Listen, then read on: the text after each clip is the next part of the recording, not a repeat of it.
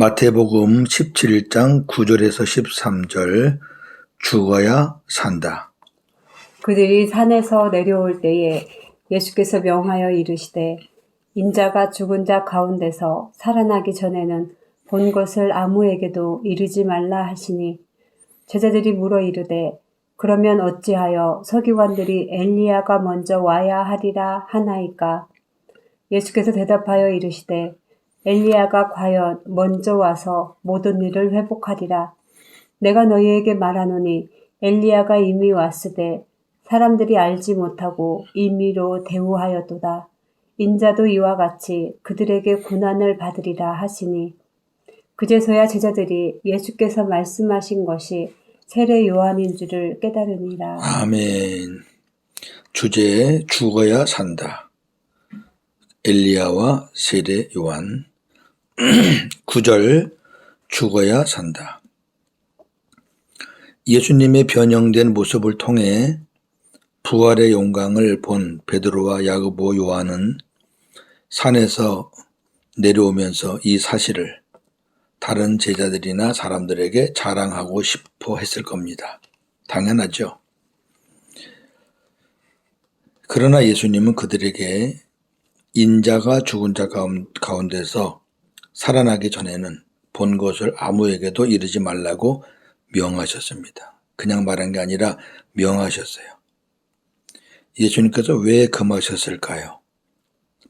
두 가지 이유입니다. 첫째, 제자들이 자랑한다고 해도 영적으로 죽어 있는 자들은 알아듣지 못하기 때문입니다. 그렇죠? 우리가 내가 생각할 땐 진리인데 깨닫지 못하는 사람에게는 아무것도 아닙니다. 오히려 그것이 해악이 될 수가 있습니다. 듣지 못하는 귀에 말해봐야 이상한 쪽으로 흐르는 거죠. 그걸 주님이 아시잖아요. 인자가 죽은 후 부활하심으로 생명을 얻게 된 자들만이 알아들을 수 있습니다. 그러기에 인자가 죽기 전에는 누구에게도 말할 필요가 없다는 것입니다. 두 번째는 대적자들의 회방으로 인해 구속사역에 지장이 있을 것을 우려하셨기 때문입니다. 그렇죠. 제자들이 이 사실을 이야기하면 이제 별 일이 다 일어나겠죠. 예수님은 남은 공생의 기간에 행하실 일들이 아직 많이 남아 있습니다. 예수님이 죽으시는 것도 하나님의 때가 있습니다. 제자들은 아직도 인자가 죽은 자 가운데서 살아난다는 예수님의 말씀을 이해하지 못하고 있습니다. 벌써 예수님 따라다닌 지 얼마 됐는데 한참 됐죠. 지금 마태복음 17장이면은 그런데도 아직까지 예수님이 죽은 자 가운데서 살아나신다는 말을 이해를 못해요. 마가복음 9장 9절 10절. 그들이 산에서 내려올 때에 예수께서 경고하시되 인자가 죽은 자 가운데서 살아날 때까지는 본 것을 아무에게도 이르지 말라 하시니 그들이 이 말씀을 마음에 두며 서로 문의하되 죽은 자 가운데서 살아나는 것이 무엇일까 하고 죽은 자 가운데서 살아난다는 게 뭘까? 그러는 거예요. 10절에서 13절 엘리야와 세례 요한. 그러자 제자들이 예수님께 그러면 어찌하여 서기관들이 엘리야가 먼저 와야 한다고 하는 것인가요? 그렇게 물었습니다. 서기관들은 이제 성경을 연구하는 사람이잖아요. 서기관들은 구약을 잘 알아요. 그러니까 이제 구약에 있는 말씀을 근거로 엘리야가 먼저 와야 메시아가 온다. 그런 말은 많이 들은 거죠. 제자들이 이러한 질문을 하는 것은 말라기 말씀을 근거로 하는 것입니다. 말라기 4장 5절 6절. 보라 여호와의 크고 두려운 날이 이르기 전에 내가 선지자 엘리야를 너희에게 보내리니 그가 아버지의 마음을 자녀에게로 돌이키게 하고 자녀들의 마음을 그들의 아버지에게로 돌이키게 하리라. 돌이키지 아니하면 두렵건대 내가 와서 저주로 그 땅을 칠까 하노라 하시니라. 아멘. 자, 이해가 되시겠죠? 변형산에서 제자들이 엘리야를 봤잖아요. 그러니까 이제 말라기가 말한 대로 이 사실을 엘리야를 봤으니까 빨리 전해서 이스라엘이 돌이킬 수 있도록 해야 하는 것이 아니냐고 묻는 거죠. 사실 성경에 말하는 말라기가 말하는 엘리야는 구약의 그 엘리야 선지자가 아니잖아요. 이미 말라기보다 훨씬 전에, 한참 전에 살았던 인물인데요. 그 엘리야가 뭐 또다시 와요? 그건 아니잖아요. 예수님이 이렇게 말씀하셔요. 엘리야가 물론 먼저 와서 모든 일을 회복해야 한다. 그거 맞다. 근데 내가 너희에게 말하는데 엘리야가 이미 왔어. 그런데 사람들이 알지 못하고 임의로 자기네 마음대로 대우하였다. 인자도 이와 같이 그들에게 고난을 받을 것이다. 그렇게 대답하시니까 그제서야 제자들이 예수님께서 말씀하신 엘리야가 세례 요한인 줄 깨달았습니다. 영적으로 죽어있는 이스라엘 백성은 메시아가 오실 것을 예비하기 위해서 온 세례 요한을 알아보지 못하고 그를 죽였듯이 인자도 그렇게 죽게 될 것이라는 것입니다. 예수님은 십자가에 죽으시기 위해서 이 땅에 오셨습니다. 복음의 시작은 십자가입니다. 예수님이 죽으셨다가 부활하셔야 우리에게 영원한 생명을 주실 수 있습니다. 그렇다면 왜 세례 요한을 엘리야로 비유했을까? 두 사람의 공통점이 있기 때문입니다. 자, 누가복음 1장 17절 먼저 보죠. 그가 또 엘리야의 심령과 능력으로 주 앞에 먼저 와서 아버지의 마음을 자식에게 거스리는 자를 의인의 슬기에 돌아오게 하고 주를 위하여 세운 백성을 준비하리라. 아멘. 세례 요한이 엘리야의 심령과 능력으로 왔다 그랬어요. 자, 그러면 엘리야와 세례 요한의 공통점을 한 세 가지만 보겠습니다. 첫째, 하나님에 대한 열심이 가득했습니다. 엘리야는 특심했다 그래요. 특심했다. 두 번째, 불의에 대해 책망을 서슴지 않았습니다. 엘리야가 바알의 제사장들과 아합 왕과 이세벨을 향해 거침없이 책망했던 것처럼 세례 요한도 헤롯과 헤로디아 그리고 바리새인과 사두개인들을 신랄하게 책망하였습니다. 세 번째, 상당 기간 두 사람은 광야에서 살았습니다. 이 외에도 공통점이 있지만 이 세 가지만 봐도 엘리야와 세례 요한은 그 시대적으로 참 비슷한 그런 사명을 가지고 사역한 사람이었구나 하는 것을 알 수가 있습니다. 정리합니다. 사람은 누구나 자기 존재에 대해서 증명하고 싶어 합니다. 모든 갈등과 분열의 원인은 자기를 증명하는 것. 그렇게 말해도 과언이 아닙니다.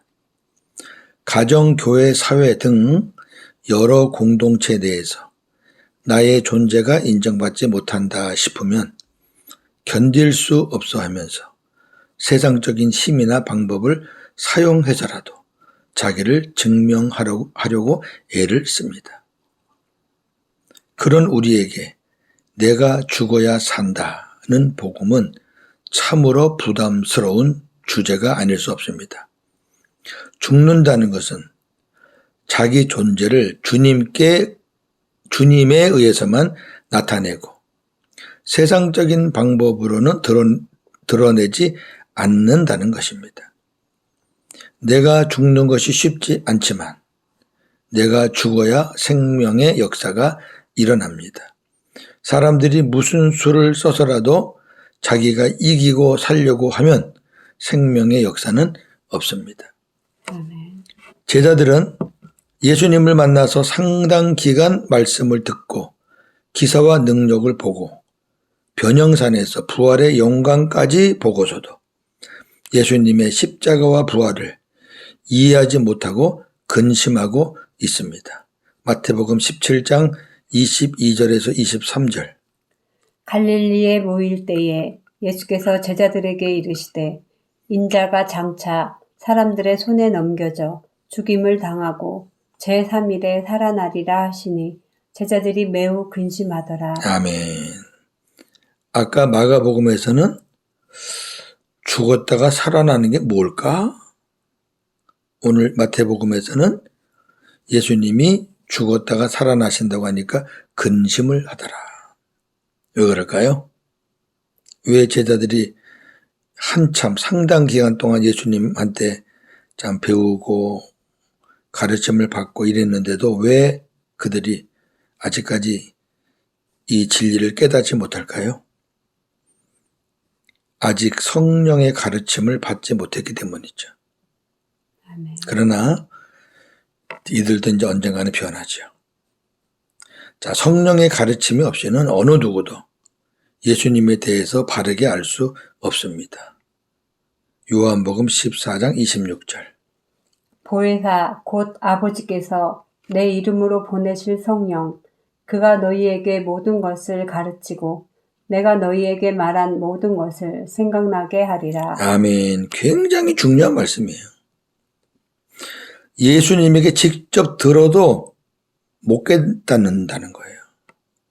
못 깨닫고 있잖아요. 그런데 때가 돼서 성령이 너희에게 오시면 그 성령이 모든 것을 가르쳐 주시는데 내가 너희에게 지금까지 말한 모든 것을 다 생각나게 해 주신다 그 말이죠. 아멘. 할렐루야. 아멘. 제자들은 오순절날 성령 강림 이후에 완전히 다른 사람으로 변화됩니다. 오늘날도 많은 사람들이 교회에 나와서 말씀을 듣고 기도하고 찬양해도 예수님에 대해서 이해하지 못하는 사람들이 많습니다. 왜 그럴까요? 바른 복음을 만나지 못했기 때문입니다. 율법만 들은 거죠. 교리만 배운 거죠. 복음의 시작은 죽어야 산다는 것입니다. 십자가와 부활이라 그 말이죠. 예수님이 그것을 증명하셨습니다. 예수님이 죽지 않으시면 인류가 살 수 없기에 예수님께서 이 세상에 죽으러 오셨습니다. 예수님의 생명의 부활은 죽으심의 열매입니다. 요한복음 12장 24절 25절. 내가 진실로 진실로 너희에게 이르노니 한 알의 밀이 땅에 떨어져 죽지 아니하면 한 알 그대로 있고 죽으면 많은 열매를 맺느니라. 자기의 생명을 사랑하는 자는 잃어버릴 것이요 이 세상에서 자기의 생명을 미워하는 자는 영생하도록 보전하리라. 아멘. 부활은 십자가의 열매입니다. 아멘. 예수님이 그 말씀을 실천하셨습니다. 그 죽으심으로 부활하셨고 그 부활의 열매가 우리에게도 다 왔기 때문에 우리도 예수님처럼 부활할 수가 있는 것이죠. 그리고 이제 결정적으로 복음의 핵심은 부활하신 예수님을 내 마음의 주인으로 모시고 주님과 함께 사는 것입니다. 이 핵심이 주님과 함께 사는 것이 안 되기 때문에 오늘날 많은 사람들이 교회를 다니면서 힘들어하는 겁니다. 십자가와 부활을 핵심으로 삼고 있기 때문에 그걸로 끝나기 때문에 힘든 겁니다. 그걸로 끝나면 안 되죠. 그걸로 끝나면 예수님과 나는 아무 관계가 없어요. 예수님이 죽으시고 부활하셨는데 나와 무슨 관계가 있어요? 그냥 듣고 아는 거고 이해하는 거고. 근데 그 살아나신 주님이 지금 도대체 어디서 뭘 하시느냐, 어디 계시느냐. 그게 중요하잖아요. 아멘. 예? 그러니까 내 안에 주인으로 모셔서 그분과 함께 사는 거지요. 그게 복음으로 사는 거고, 그것이 복음의 절정입니다. 아멘. 이 땅에 살면서 내 안에 주님을 모시지 않고 주님과 함께 살지 않는 사람은 천국에 못 가요. 갈 수가 없습니다. 예수님이 우리를 위해 십자가에 죽으신 것은 우리 안에 들어오셔서 우리와 함께 사시기 위해서입니다. 사일전 5장 10절. 예수께서 우리를 위하여 죽으사 우리로 하여금 깨어 있든지 자든지 자기와 함께 살게 하려 하셨느니라. 아멘. 이보다 더 확실한 말씀이 어디 있습니까? 십자가와 부활 너무너무 중요하죠. 우리 기독교에 아주 중요한. 그러나 그것이 전부 다가 아니라 그 말이죠. 네. 시작입니다. 천국이신 주님이 우리에게 사랑의 마음을 부어주셔서 우리로 하여금 천국을 누리며 살게 하시다가 천국으로 인도하시는 이것이 바로 천국 복음입니다. 할렐루야. 아멘. 저와 여러분들이 이 복음의 은혜로 지금 천국을 누리며 살고 있음을 고백합니다. 정말 너무너무 감사하죠. 저는 목회 벌써 이제 30년이 훌쩍 넘고, 그러나 3분의 2 이상을 저는 십자가와 부활로 끝냈습니다. 얼마나 많이 전했겠습니까? 십자가와 부활만 믿으면 구원이다. 근데 그 어떤 것도 해결이 되는 게 없습니다. 목회도 힘들고 가정도 힘들고. 왜 힘들까? 너무너무 낙심하고 좌절하고 목회를 그만둬야 되겠다. 가정도 평탄치 않으니까요. 율법으로 살면은 서로 상대방을 헐떠는 거니까, 상대방을 정죄하는 거니까 행복이 없죠. 무슨 의미가 있을까, 사는 게. 자식이라는 놈 하나 있는데 그렇게 힘들게 하고. 정말 힘들었습니다. 그때 주님이 저를 불쌍히 여기셔서 사랑하는 종아, 내가 어디 있느냐? 사랑하는 종아, 내가 어디 있느냐? 왜 그렇게 힘들어 하느냐?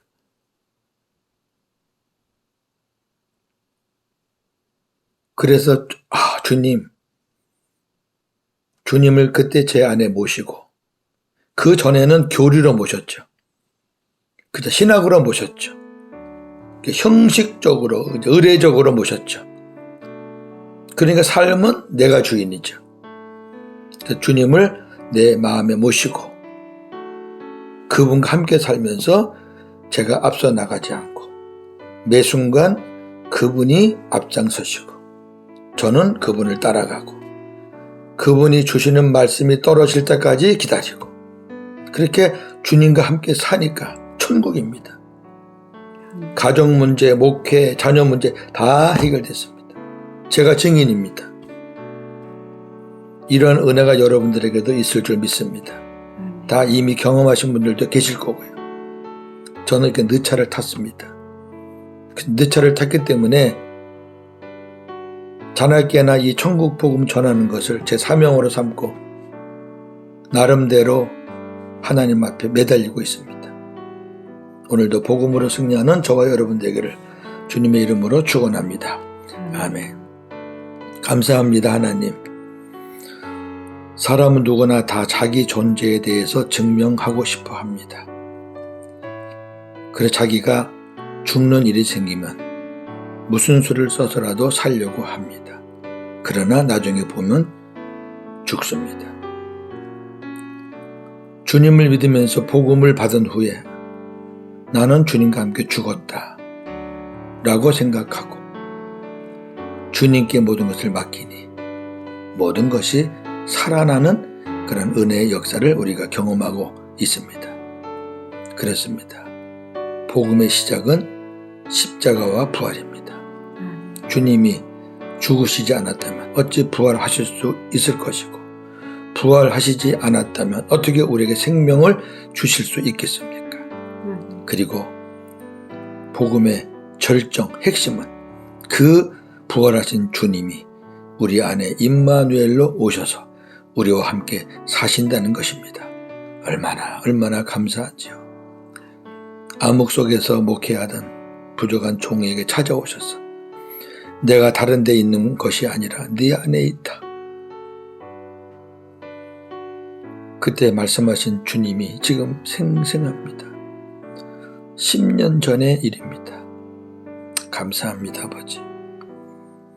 그 은혜로 지금까지 이 복음 전하면서 복음의 시작은 십자가와 부활이고 복음의 핵심은 임마누엘 주님과 함께 사는 것이다. 그것을 전하고 있습니다. 오늘도 복음으로 승리하는 하루가 되게 하여 주시옵소서. 예수님의 이름으로 기도하옵나이다. 아멘.